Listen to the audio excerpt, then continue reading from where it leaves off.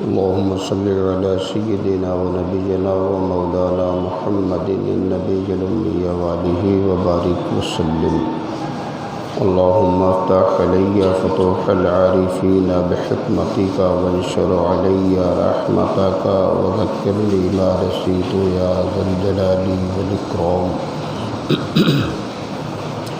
صلی اللہ تعالی علی خیر خلقہ سیدنا محمد وآلہ واصحابہ اجمعین برحمتک یا ارحم الراحمین. نحمده ونصلی ونسلم علی حبیبہ الکریم. اما بعد فاعوذ باللہ من الشیطان الرجیم. بسم اللہ الرحمن الرحیم. وَإِذَا تُتْلَى عَلَيْهِمْ آيَاتُنَا قَالُوا قَدْ سَمِعْنَا لَوْ نَشَاءُ لَقُلْنَا مِثْلَ هَذَا إِنْ هَذَا إِلَّا أَسَاطِيرُ الْأَوَّلِينَ. وَإِذْ قَالُوا اللَّهُمَّ إِنْ كَانَ هَذَا هُوَ الْحَقُّ مِنْ عِنْدِكَ فأمطر علينا حجارة من السماء أو ائتنا بعذاب أليم. وما كان الله ليعذبهم وأنت فيهم وما كان الله معذبهم وهم يستغفرون. وما لهم ألا يعذبهم الله وهم يصدون عن المسجد الحرام وما كانوا أولياءه إن أولياؤه إلا المتقون ولكن أكثرهم لا يعلمون. وما كان صلاتهم عند البيت إلا مكاء وتصديا فذوقوا العذاب بما كنتم تكفرون. إن الذين كفروا ينفقون أموالهم ليصدوا عن سبيل الله فسينفقونها ثم تكون عليهم حسرة ثم يغلبون. والذين كفروا إلى جهنم يحشرون.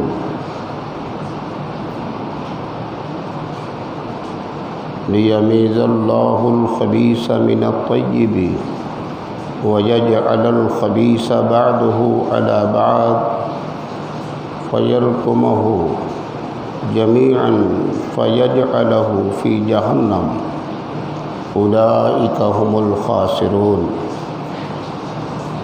قل للذين كفروا إن ينتهوا يغفر لهم ما قد سلف وإن يعودوا فقد مضت سنة الأولين. وقاتلوهم حتى لا تكون فتنة ويكون الدين كله لله فإن انتهوا فإن الله بما يعملون بصير وإن تولوا فاعلموا أن الله مولاكم نعم المولى ونعم النصير. آمنت بالله صدق الله مولانا العظيم وصدق رسوله النبي الكريم ونحن على ذلك لمن الشاهدين والشاكرين والحمد لله رب العالمين. بزم فیض القرآن میں آؤ قرآن سمجھے کی دعوت پر شرکت فرمانے والے احباب ملت و آن لائن سماعت کرنے والے برادران اہل سنت و جماعت، السلام علیکم ورحمۃ اللہ وبرکاتہ. آئیے ہم آپ نہایتی عقیدت اور انتہائی محبت کے ساتھ یکسبان و یک خیال ہو کر آفتاب رسالت، ماہتاب نبوت، شمع بزم ہدایت، نوبہار شفاعت، نو شہ بزم جنت سرکار احمد مجتبیٰ محمد مصطفیٰ علیہ تحیت و ثنا کی بارگاہ بے کس پناہ میں جھوم کر بآواز بلند درود و سلام کا نذرانہ پیش کریں اور سب مل کر پڑھیں اللہم صلی علی سیدنا و نبینا و مولانا محمد النبی الامی وآلہ وبارک وسلم۔ نیچے پڑھنے وَإِذَا تُتْلَى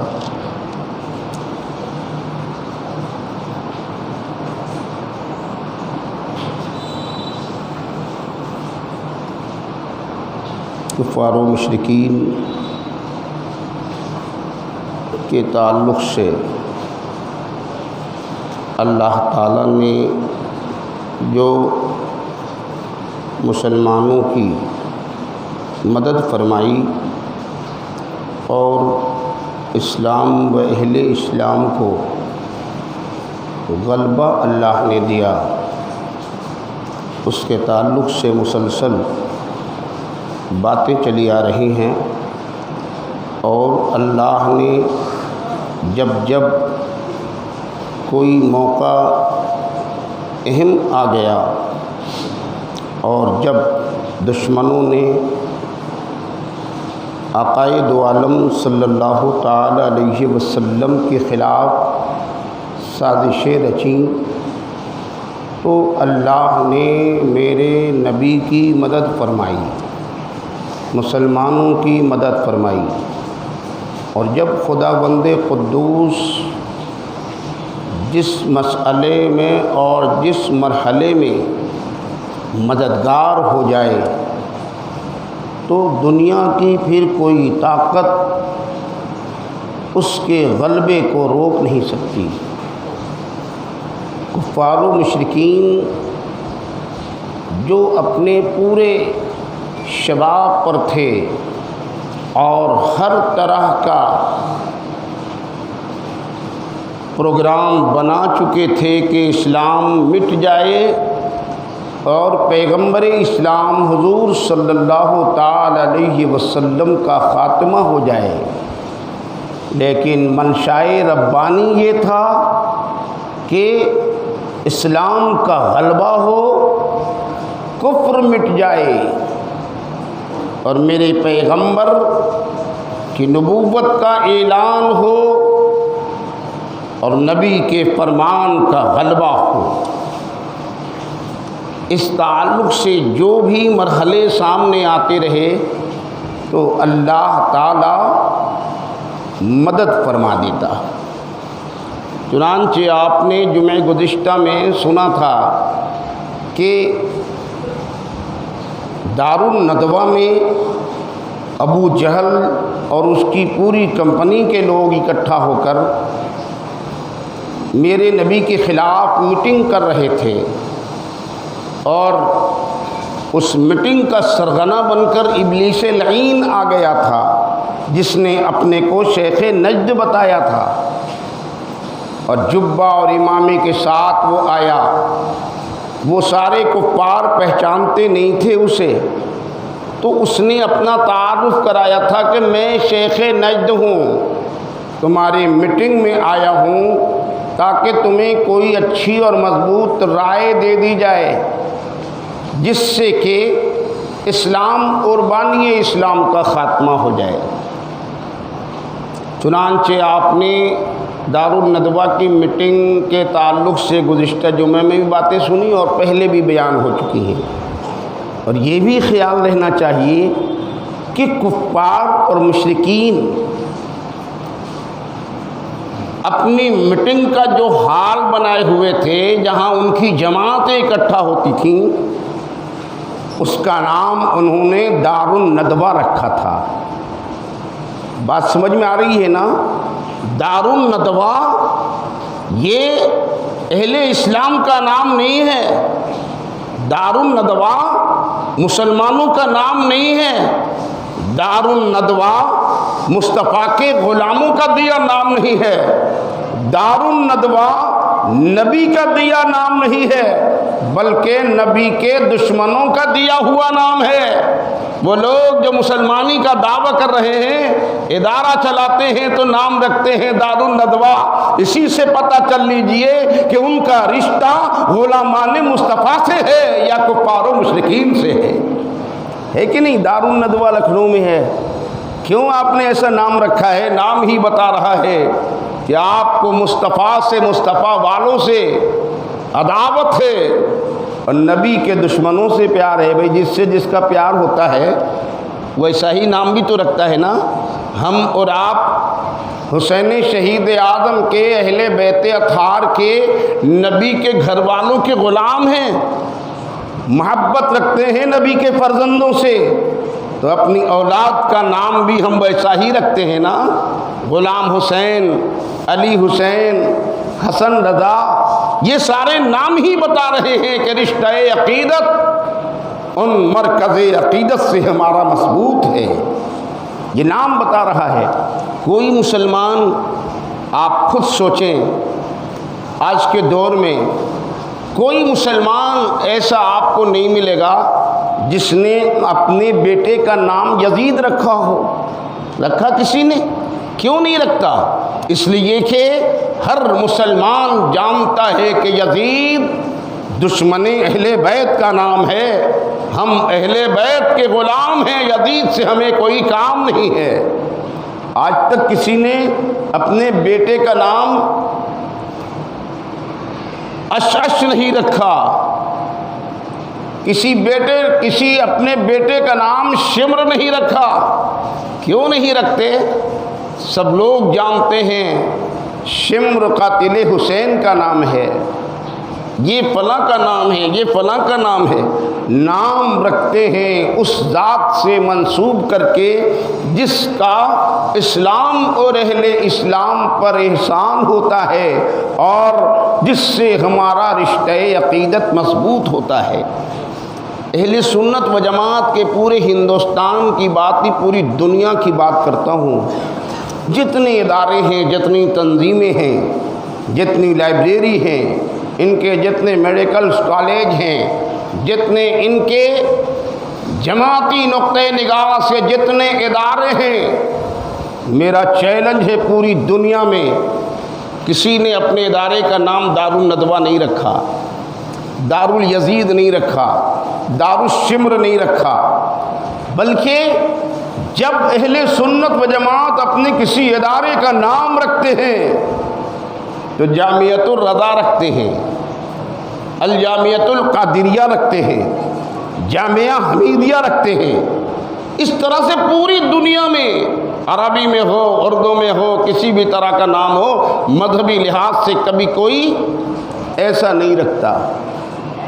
نام بتا دیتا ہے کہ کس کا رشتہ کہاں سے ہے، یہ ان کا نام ہی بتا رہا ہے۔ کوئی غلط نہیں کہہ سکتا کہ جس جگہ پر نبی کے خلاف میٹنگیں ہوتی تھی دشمنوں کی، اس جگہ کا نام دار الندوہ تھا۔ ان کے نام اس طرح کے ہیں، کوئی دیوبند ہے تو کوئی دار الندوہ ہے۔ ہمارے یہاں نہ کوئی دیوبند ہے نہ کوئی دار الندوہ ہے۔ ہمارے یہاں اگر کچھ ہے تو فیضان قادری ہے، فیضان حسینی ہے۔ نبی کے گھر والوں سے ہمارا رشتہ ہے، ویسے ہی ہمارے پاکیزہ نام ہوتے ہیں، وہ نام رکھتے ہیں ہم جس سے پتہ چل جاتا ہے کہ یہ اہل ایمان اور وفاداران مصطفیٰ کے نام ہیں۔ تو بہرحال میٹنگ ہوئی طرح طرح کی، قرآن میں اس میٹنگ کا ذکر آیا جو آپ نے جمعہ گزشتہ میں سنا کہ اللہ نے اس میٹنگ کا ذکر کیا جو دار الندوہ میں ہوئی تھی۔ ابو جہل اور تمام اس کے شرکا اور ابلیس لعین خود شریک تھا اس میٹنگ میں، تو اس میں طرح طرح کی باتیں آئیں، آپ سن چکے ہیں، ضبط کے لیے دوبارہ بیان کر رہا ہوں۔ تو اللہ نے ذکر کیا اس میٹنگ کا کہ وَإِذْ يَمْكُرُ بِكَ الَّذِينَ كَفَرُوا لِيُثْبِتُوكَ أَوْ يَقْتُلُوكَ أَوْ يُخْرِجُوكَ وَيَمْكُرُونَ وَيَمْكُرُ اللَّهُ وَاللَّهُ خَيْرُ الْمَاكِرِينَ۔ اسی میٹنگ کا ذکر ہے یہ۔ اللہ نے فرمایا کہ اے محبوب یاد کرو جب کافر تمہارے ساتھ مکر کرتے تھے، یعنی میٹنگ میں پلاننگ کر رہے تھے، اور تمہیں بند کر لیں یا شہید کر دیں یا نکال دیں، یہ پلاننگ وہاں ہو رہی تھی۔ کوئی کہہ رہا تھا انہیں نکال دیا جائے مکے سے، گمنام جگہ بھیج دیا جائے، کوئی کہتا تھا انہیں قتل کر دیا جائے، کوئی کہتا تھا کہ ان کو قید کر دیا جائے، نظر بند کر دیا جائے۔ یہ سب اس میں دارالندوہ میں میٹنگ ہو رہی تھی، اور اس میٹنگ میں شریک کون لوگ تھے؟ صدیق باوفا نہیں تھے، فاروق اعظم نہیں تھے، عثمان غنی نہیں تھے، مولائے کائنات نہیں تھے، نبی کے جانثار صحابہ نہیں تھے، سارے دشمن اکٹھا تھے، اور ان کا سرغنہ ابلیس لعین تھا۔ یہ اللہ نے ذکر کیا ان کی میٹنگ کے حال۔ تو جب انہوں نے اس طرح کی پلاننگ کیا تو اللہ تعالیٰ نے ہمارے نبی کو اطلاع فرما دی۔ رب نے فرما دیا اے نبی تمہارے خلاف دشمنوں نے ایسے میٹنگ کی ہے اور تمہاری جان کے درپے ہیں، لہذا اب وقت آ گیا ہے مصطفیٰ، اگر وہ اپنے مکر کرتے ہیں تو تمہارا خدا بھی ایسی تدبیر جانتا ہے کہ وہ ہکا بکا رہ جائیں گے۔ اور نبی سے حکم ہو گیا رب کا، اب آپ مکے کو چھوڑ دیجئے، نبی چلے جائیے مدینہ۔ ہجرت فرمائی نبی نے، اور اس طرح سے ہجرت فرمائی کہ اللہ نے فرما دیا کہ نبی کو اطلاع اللہ نے دے دی، اور رب نے فرما دیا کہ آپ مدینہ چلے جائیں، اور طریقہ بتا دیا گیا کہ جو میرے نبی کا بستر تھا دشمن محاصرہ کیے پڑے تھے نا کہ آج صبح کو قتل کر دیا جائے گا، راتوں رات اللہ کے نبی اپنی جگہ پر مولائی کائنات کو دے کر خود تشریف لے گئے مکہ چھوڑ کر، اور دشمنوں کے بیچ سے نکل گئے مصطفیٰ، مٹھی بھری ہاتھ میں خاک کی، اور ان دشمنوں پر پھینکتے ہوئے نبی نکل گئے۔ سب کی آنکھیں اندھی ہو گئی، کوئی دیکھ ہی نہ سکا کہ کب نکل کے گئے مصطفیٰ۔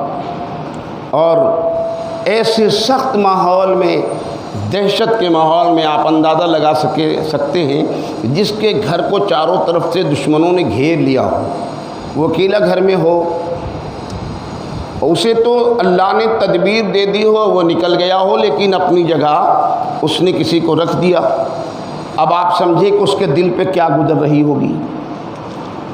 زندگی موت کا مسئلہ ہے نا، دشمن اس بات پر آمادہ ہو چکے ہیں، چاروں طرف گھر گھیر چکے ہیں، کسی کا گھر خدا نہ خواستہ اس طرح دشمن گھیر لے تو رات نیند حرام ہو جائے گی، گھبراہٹ الجھن ہوگی، دہشت رہے گی، طرح طرح کی پریشانیاں لاحق ہوں گی، اور آج کے دور کا کمزور اگر انسان ہوگا تو ہارٹ فیل ہو جائے گا۔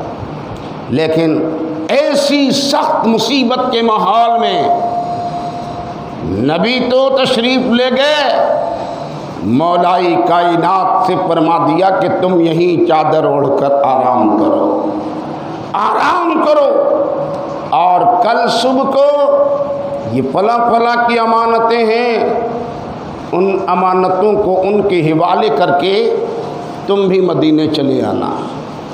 آپ اندازہ لگائیے کہ یہ بات کتنا دل پہ کسی کے اثر کرے گی، دہشت سے آدمی کا حال برا ہو جائے۔ اول تو کوئی ایسے ماحول میں رہنے کو تیار ہی نہیں ہوگا، کہے گا آپ تو نکل لیں، ہمیں مصیبت میں ڈال رہے ہیں۔ لیکن یہ کسی اور کی بات نہیں تھی، یہ مولائی کائنات کا جگر تھا۔ ڈر نہیں تھا، خوف نہیں تھا، ہراس نہیں تھا، بے خوف ہو کر، بلکہ حالت یہ ہے مولائی کائنات سے پوچھا گیا تھا شب ہجرت علی آپ پر کیا گزری جبکہ دشمن محاصرہ کیے ہوئے تھے؟ نبی تو نکل گئے تھے، آپ کی کیا حالت تھی؟ تو مولائی کائنات کا جواب ملتا ہے، مجھے نہ کوئی خوف تھا، نہ ہراس، نہ ڈر تھا، نہ پریشانی، نہ الجھن تھی، نہ تکلیف، بلکہ اس رات تو مجھے ایسی اطمینان کی نیند آئی کہ اس سے پہلے کبھی ایسی نیند ہی نہیں آئی تھی۔ حیران رہ گئے لوگ اور کہنے لگے یہ کیا بات آپ سناتے ہیں، دشمن جس کے گھر کا محاصرہ کیا ہو اسے نیند آئے گی بھلا، اطمینان رہے گا، اسے تو اپنی موت زندگی کا مرحلہ یاد آ رہا ہوگا، کشمکش میں مبتلا رہے گا۔ تو مولائے کائنات کا ایمان سے بھرا جواب ملاحظہ ہو۔ مولائے کائنات نے جواب دیا، یہ طمانینت، یہ اطمینان، یہ سکون اور یہ قلب کا سکون یہ صرف اس لیے تھا کہ نبی نے فرما دیا تھا یہ امانتیں فلاں کو دے کر کل تم بھی لوٹ آنا، میرا ہی کام تھا۔ نبی نے جب لوٹنے کے لیے کہہ دیا ہے تو میری موت تو آنے والی ہی نہیں ہے، اس لیے مجھے اطمینان تھا۔ یہ ہے نبی کا فرمان اور یہ ہے ماننے والوں کا نظریہ۔ بہرحال اللہ نے اس کا ذکر کیا اور یہ جو تدبیر کر دی اللہ نے اسی کو رب نے فرما دیا وَيَمْكُرُ اللَّهُ وَاللَّهُ خَيْرُ الْمَاكِرِينَ، اور اللہ اپنی خفیہ تدبیر فرماتا تھا اور اللہ کی خفیہ تدبیر سب سے بہتر۔ اب آگے یہ بیان ہو رہا شان نزول یہ ہے کہ ایک شخص تھا جس نے نبی کی بارگاہ میں آ کر کہا کہ یہ جو آپ آیتیں پڑھ کے سناتے ہیں، یہ جو قرآن کی باتیں آپ کرتے ہیں، تو ہم چاہیں تو ایسی آیت ہم بھی بنا سکتے ہیں۔ جبکہ ابتداءً اللہ کے نبی نے جب کلام الہی پڑھ کر سنایا تو اس وقت کے دشمنوں نے یہی کہا تھا کہ یہ ان کا اپنا بنایا کلام ہے، شب بھر حجرے میں بیٹھ کے گڑھتے ہیں اور صبح کو کہتے ہیں کہ یہ کلام الہی ہے۔ جب یہ آواز نبی کے کان میں آئی تھی نا تو نبی سن کر دمددہ ہوئے کہ میں تو کلام الہی سناتا ہوں، قوم کا کیا حال ہے کہ یہ کہتے ہیں کہ یہ اپنے سے گڑھتے ہیں اور اللہ کی طرف منسوب کر دیتے ہیں۔ تو رب نے نبی کا اطمینان فرمایا اور رب نے ارشاد فرمایا اے مصطفیٰ، دشمن یہ کہہ رہے ہیں نا کہ یہ گڑھ کے اپنی مرضی سے کلام پیش کرتے ہیں، خدا کا کلام نہیں ہوتا، وہ ایسا کہتے ہیں۔ آپ گھبرائیے نہیں، پریشان نہ ہوئیے، یہ لوگ فصیح ہیں نا، فصحائے عرب ہیں، عرب کے بلاغت فصاحت بڑی مشہور ہے، یہ لوگ اہل زبان ہیں، ان کے پاس شعور بھی ہے، فصاحت ہے، بلاغت ہے، علم ہے، ہنر ہے، دانش مندی ہے، تجربہ ہے، سب کچھ ہے۔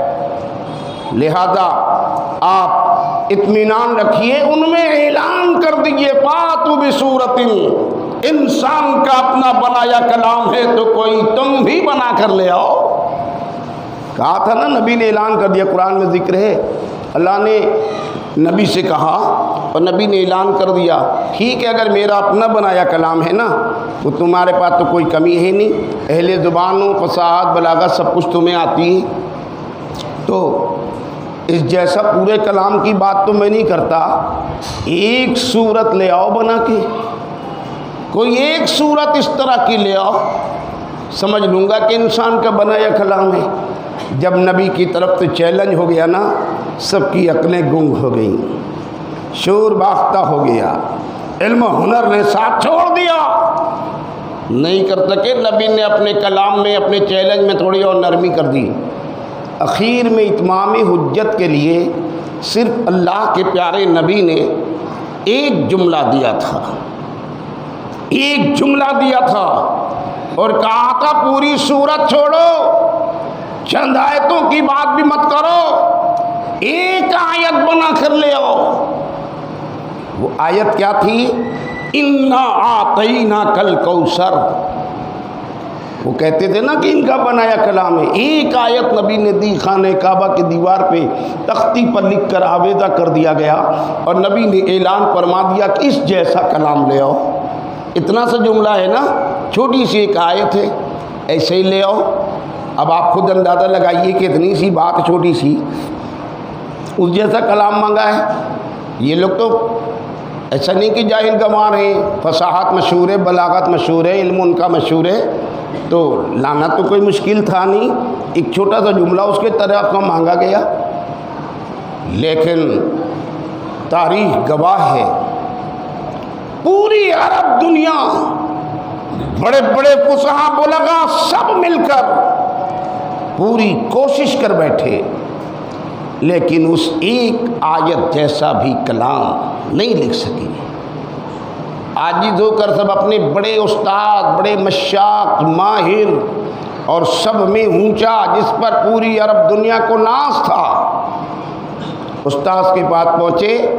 آج آبرو کا مسئلہ آ گیا ہے، عزت کو چیلنج ہو گیا ہے، ہماری فصاحت و بلاغت کو محمد ابن عبداللہ نے چیلنج کر دیا ہے، آپ چل کے عزت بچا لیجئے، ہم لوگوں سے تو نہیں ہو رہا، آپ ہی آئیے اور اس ایک آیت جیسا کوئی کلام لکھ دیجئے تاکہ ہماری آبرو بچ جائے۔ وہ استاد اکڑتے ہوئے انداز میں، بڑے اپنے علم کے غرور میں اکڑتے ہوئے آیا۔ پوری جماعت اکٹھا تھی، پورے لوگ اکٹھا تھے، سب کو اطمینان تھا ہم سے بھلے نہ ہو سکے، ہمارا استاد تو پیچھے نہیں رہے گا، بڑا ماہر فن ہے، یقیناً جواب دے دے گا۔ وہ آیا، پورا مجمع اکٹھا ہے، خیال ہے میرے پیغمبر کی طرف سے ایک چھوٹا سا جملہ آیا ہے، کیا ہے؟ انا اعطیناک الکوثر، اس جیسا لے آؤ۔ پورے لوگ اکٹھا، سارے لوگ دیکھ رہے ہیں اب تو جواب ملے گا، آج تو کوئی مشکل ہی نہیں ہے، استاد آ گیا میدان میں، ماہر فن تھا، سب کو اطمینان تھا، بڑا ہی تجربے کار باشعور تھا۔ قریب آیا، تختی کو دیکھا، اس آیت کو بار بار پڑھا، خوب پڑھا، جی بھر کے پڑھا، ہر اینگل سے، ہر زاویے سے، ہر لحاظ سے اس کو دیکھا، فصاحت دیکھی، بلاغت دیکھی، اصول دیکھا، ضابطہ دیکھا، اسلوب بیان دیکھا، معانی دیکھے، مطالب دیکھے، کلام کی جامعیت دیکھی، کلام کی خوبصورتی دیکھی، کلام کا ادب دیکھا، سب دیکھا، ضابطے سے، اصول سے دیکھا۔ بار بار پڑھنے کے بعد، ہر زاویے سے پڑھنے کے بعد، استاد نے اس کے نیچے اپنی طرف سے لکھا، جواب نہ مانگا تھا نبی نے، اس جیسا لے آؤ، کیا تھا؟ انا اعطیناک الکوثر۔ استاد نے دیکھنے کے بعد نیچے اپنی جانب سے لکھا، ما ھذا بکلام البشر، یہ کسی بشر کا کلام نہیں ہے، یہ تو خلاق عالم کا کلام ہے، اس کا تو جواب انسان دے ہی نہیں سکتا۔ سمجھ لیجئے، یہ پہلے فیصلہ ہو چکا ہے، باتیں ختم ہو چکی ہیں، سارے عرب کے کفار بازی ہار چکے ہیں۔ بریلی کے تاجدار امام احمد رضا مجدد آدم سرکار اعلیٰ حضرت نے اسی نقشے کو اپنے شعر میں پیش کیا ہے، اور آپ کہتے ہیں وہ کمال حسن حضور ہے کہ گمان نقش جہاں نہیں، یہی پھول خار سے دور ہے، یہی شمع ہے کہ دھواں نہیں، اور میں نثار تیرے کلام پر ملی یوں تو کس کو زبان نہیں، وہ سخن ہے جس میں سخن نہ ہو، وہ بیاں ہے جس کا بیاں نہیں، اور تیرے آگے یوں ہے دبے لچے فصحاء عرب کے بڑے بڑے، کوئی جان منہ میں زبان نہیں بلکہ جسم میں جان نہیں۔ سب سن کر گونگے ہو گئے، جسم کی جان نکل گئی۔ فیصلہ ہو گیا کہ انسان کا کلام نہیں ہے، یہ کلام الہی ہے۔ اتنا فیصلہ جب پہلے ہو چکا ہے، اب کبھی کسی کو ہمت پھر ہونی چاہیے، ایسا کہنے کی جرات ہونی چاہیے، لیکن یہ اتنے بڑے احمق ہیں جو بات طے پا چکی ہے، پہلے جس بات میں ہاری مان چکے ہیں پھر دہرا رہے ہیں، پھر وہی کہہ رہے ہیں۔ اللہ تعالیٰ ان کی باتوں کو نقل کر رہا ہے۔ یہ کیسے احمق لوگ ہیں کہ جب چیلنج کیا گیا تو کچھ نہیں لا سکے، اور کہہ دیا کہ نہیں ہو سکتا، یہ اللہ کا کلام ہے۔ آج پھر وہ بات لے کے آئے ہیں۔ رب فرماتا ہے کہ وَإِذْ تُتْلَىٰ علیہم آیاتنا قالوا قد سمعنا لو نشاء لقلنا مثل هذا ان هذا الا اساطیر الاولین۔ اور جب ان پر ہماری آیتیں پڑھی جائیں تو کہتے ہیں ہاں ہم نے سنا، ہم چاہتے تو ایسی ہم بھی کہہ دیتے۔ پھر کہہ رہے یہ حماقت نہیں تو اور کیا ہے؟ جس چیز میں آپ ہار چکے ہو، فیصلہ کر چکے ہو، آپ نے نہیں آپ کے استاذ کر چکے ہیں، اب پھر وہ بات دہرانا محض حماقت ہے، محض ناعقلی ہے، اور اس کا نام جہالت ہے۔ رب فرماتا ہے کہ وہ کہتے ہیں لو نشاء لقلنا مثل هذا ان هذا الا اساطیر الاولین۔ ہم چاہتے تو ایسی ہم بھی کہہ دیتے، یہ تو نہیں مگر اگلوں کے قصے۔ یہ تو نہیں کہہ سکتے مگر اگلوں کے قصے ان کو یاد ہونی چاہیے۔ تفسیر میں آیا کہ شان نزول آپ ملاحظہ فرمائیں کہ نضر ابن حارث کے حق میں نازل ہوئی یہ آیت پاک، جس نے سید عالم صلی اللہ تعالی علیہ وسلم سے قرآن پاک سن کر کہا تھا کہ ہم چاہتے تو ہم بھی ایسی ہی کتاب کہہ لیتے۔ اللہ تعالیٰ نے ان کا یہ مقولہ نقل کیا، یعنی انہی کی بات اللہ نے بیان فرمائی، یہ بات ان کی ہے جو انہوں نے کہا تھا کہ ہم چاہتے تو ایسی ہم بھی کہہ لیتے۔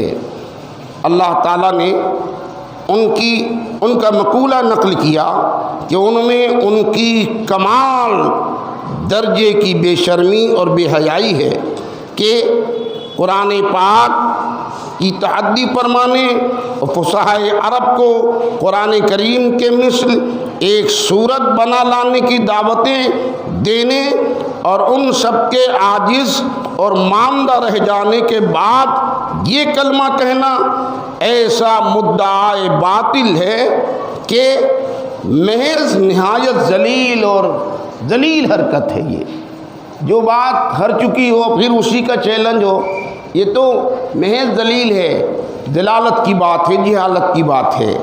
اللہ نے ارشاد فرمایا، اور ایسے ہی ان کی حماقتیں بیان ہو رہی ہے۔ یہ کفار جن کو اپنے علم اپنے شعور میں بڑا ناز ہے نا، ان کی جہالت اور ان کی حماقت دیکھیے۔ ایک تو یہ بیان ہو گئی نا جس بات کو ہار چکے پھر دہراتے ہیں۔ دوسرے ان کا کہنا وَإِذْ قَالُوا اللَّهُمَّ إِنْ كَانَ هَذَا هُوَ الْحَقُّ مِنْ عِنْدِكَ فَأَمْطِرْ عَلَيْنَا حِجَارَةً مِنَ السَّمَاءِ أَوْ ائْتِنَا بِعَذَابٍ أَلِيمٍ۔ یہ بھی ان کا ایک جملہ ہے۔ اور جب بولے کہ اے اللہ اگر یہی قرآن تیری طرف سے حق ہے تو ہم پر آسمان سے پتھر برسا، یعنی ان کا یہ کہنا کہ حق نہیں مانتے تھے نا، اب وہ یہ کہتے کہ اگر حق ہے اور ہم نہیں مانتے تو اللہ کو عذاب نازل کر دینا چاہیے، اللہ کو پتھر کی بارش کر دینا چاہیے، کیوں نہیں ہوتا؟ یہ کہتے ہیں اپنے کفر پر اس درجہ ڈٹے ہیں کہ خود عذاب کو دعوت دے رہے ہیں، اور ایک طرف یہ بھی کہتے تھے کہ جب تک نبی قوم میں موجود ہوتا ہے اللہ سب پر عذاب نازل نہیں کرتا ہے۔ یہ بھی انہی کا قول تھا، یعنی کہتے تھے، یہ ان کا نظریہ اور عقیدہ تھا کہ جب تک نبی قوم کے درمیان رہے گا عذاب الہی نازل نہیں ہوگا۔ اور جب یہ خود کہتے ہیں تو گویا کہ جو کہتے ہیں وہ سمجھتے نہیں، یا جو سمجھتے ہیں وہ کہتے نہیں۔ جب یہ خود ان کا نظریہ ہے تو پھر یہ کہنا کہ اللہ عذاب کیوں نہیں نازل کر دیتا، گویا محض حماقت ہوئی نا۔ آپ یا تو کسی ایک پلیٹ فارم پہ آئیں، آپ صرف یہی کہہ دیں کہ ہاں بھائی عذاب نازل ہو جائے۔ آپ یہ بھی کہتے ہیں کہ نبی جب موجود ہوتے ہیں قوم میں تو یکبارگی سب پر عذاب نازل نہیں ہوتا، اور جب آپ یہ کہتے ہی ہو تو اب عذاب کیسے آئے گا، یہ بھی تو ماننا چاہیے نا۔ لیکن یہ کہتے، اور پھر اللہ عذاب دینا ہی چاہتا تو کوئی روک سکتا تھا کیا؟ کوئی روک بھی نہیں سکتا تھا، بلکہ اس تمام کفری باتوں کے، شرکی عقائد کے، ظلم و تشدد کے بعد بھی عذاب نہیں آ رہا ہے، اس کا یہ مطلب نہیں ہوگا کہ وہ حق پر ہیں، بلکہ یہ بھی میرے مصطفیٰ کا صدقہ ہے۔ اللہ تعالیٰ نے ان کی اس بات کا ذکر کیا کہ اور جب بولے کہ اللہ اگر یہی قرآن تیری طرف سے حق ہے تو ہم پر آسمان سے پتھر برسا، یا یہ کہ ابھی تینا بعذاب علیم، یا کوئی دردناک عذاب ہم پر لا۔ وما کان اللہ لیعذبہم وانت فیہم، اور اللہ کا کام نہیں کہ انہیں عذاب کرے جب تک اے محبوب تم ان میں تشریف فرما ہو۔ یہ اللہ نے فرمایا، اور فرمایا تو کلام الہی تو ہو گیا، یہ اصل میں یہ انہی کا مقولہ تھا۔ وہی کہتے تھے کہ جب قوم میں نبی جب تک رہے گا جب تک عذاب نہیں آئے گا۔ ان کا یہ قول گویا کہ صحیح بھی تھا، اللہ نے انہی کے قول کو نقل فرما دیا اور کہا جب وہ یہ خود سمجھتے اور جانتے ہیں پھر یہ کیسے کہتے ہیں کہ عذاب نازل فرما دے؟ گویا ان کی محض حماقت ہے۔ دو چیزیں نبی نے فرمایا، ایک تو یہ کہ اللہ نے نبی سے مخاطب ہو کر کہہ دیا کہ اے نبی تم تو رحمت للعالمین بنا کر بھیجے گئے ہو، تمہاری رحمت کے صدقے کافر بھی جیتے ہیں، مسلمان بھی جیتے ہیں، ظالم بھی جیتے ہیں، مظلوم بھی جیتے ہیں، فاسق بھی جیتے ہیں، نیکوکار بھی جیتے ہیں۔ لیکن کسی فاسق کے جینے کی بنیاد اور کسی ظالم کے جینے کی بنیاد اور کسی کافر کے جینے کی بنیاد، کسی مشرک کے جینے کی بنیاد اس کے عقیدے کی حقانیت نہیں ہے، بلکہ مصطفیٰ تمہاری رحمت ہے۔ تم نہ ہوتے تو ہو جاتا، تم ہو کے رکا ہے۔ آج بھی پوری قوم پر، پوری دنیا میں مسلط عذاب اسی لیے نہیں ہوتا کہ نبی ہمارے بھی تشریف فرما ہے۔ یہ عقیدہ ہونا چاہیے۔ لوگ سوچتے ہیں نا مر گئے مٹی میں مل گئے، نہ ہوتے نبی نا کب کا عذاب آ گیا ہوتا۔ پچھلی قوموں سے زیادہ برا حال ہمارا ہے، پچھلی قوموں سے زیادہ ہم بد عمل ہو چکے، بد عقیدہ ہو چکے، پھر بھی عذاب نہیں آتا۔ تو یہ نبی کی رحمت کا صدقہ ہے۔ دو چیزیں وہ حدیث میں آئیں، اللہ نے فرمایا کہ اللہ کے نبی نے فرمایا کہ دو چیزیں عذاب کو ٹال دیتی ہیں، ایک تو ذات مصطفیٰ، دوسرے اہل ایمان کا استغفار۔ اہل ایمان جو استغفار پڑھتے ہیں نا، اسی لیے کہا جاتا ہے کہ استغفار زیادہ سے زیادہ پڑھنا چاہیے۔ استغفر اللہ ربی من کل ذنب واتوب الیہ کا ورد کرنا چاہیے، ہر وقت پڑھتے رہنا چاہیے۔ یہ استغفار کی تسبیح اور یہ استغفار کا ذکر وہ باثر ہوتا ہے کس کی وجہ سے اللہ اپنے بندے کو ہر مصیبت سے، مشکل سے، آفات و بلیات سے اور اپنے عذاب سے محفوظ فرماتا ہے۔ اور اللہ کی رحمت آواز دیتی ہے کہ بندہ مجھ سے بخشش چاہ رہا ہے، میں اس پہ عذاب کر دوں؟ نہیں، رحمت کو گوارا نہیں ہے، عذاب رکا رہتا ہے۔ دو چیزیں عذاب کو روکتی ہیں، ایک تو ذات مصطفیٰ، دوسرے مومن کا استغفار۔ آپ اور ہم کثرت سے استغفار کیا کریں۔ استغفار مصیبت کو ٹالتا ہے، استغفار بیماریوں سے نجات دلاتا ہے، استغفار گناہوں کی معافی کراتا ہے، استغفار راحت و سکون کی منزلیں دیتا ہے، استغفار اللہ کی رحمت سے قریب کرتا ہے۔ استغفار سے بندوں کے دلوں میں طمانینت پیدا ہوتی ہے۔ استغفار کی کثرت کریں۔ بات پوری ابھی نہیں ہو سکی۔ آیت وما کان اللہ معذبہم وہم یستغفرون، اللہ نے فرمایا نا کہ دو وجہ ہے، یہ عذاب مانگ رہے ہیں، پتھر برسا دے، کوئی دردناک عذاب نازل کر دے، اور اللہ کا کام نہیں کہ انہیں عذاب کرے جب تک اے محبوب تم ان میں تشریف فرما ہو، اور اللہ انہیں عذاب کرنے والا نہیں جب تک وہ بخشش مانگ رہے ہیں۔ یہ استغفار ہے۔ جب تک بندہ بخشش مانگتا رہے گا، استغفار پڑھتا رہے گا، عذاب سے بچا رہے گا۔ وآخر دعوانا ان الحمد للہ رب العالمین۔ السلام علیکم۔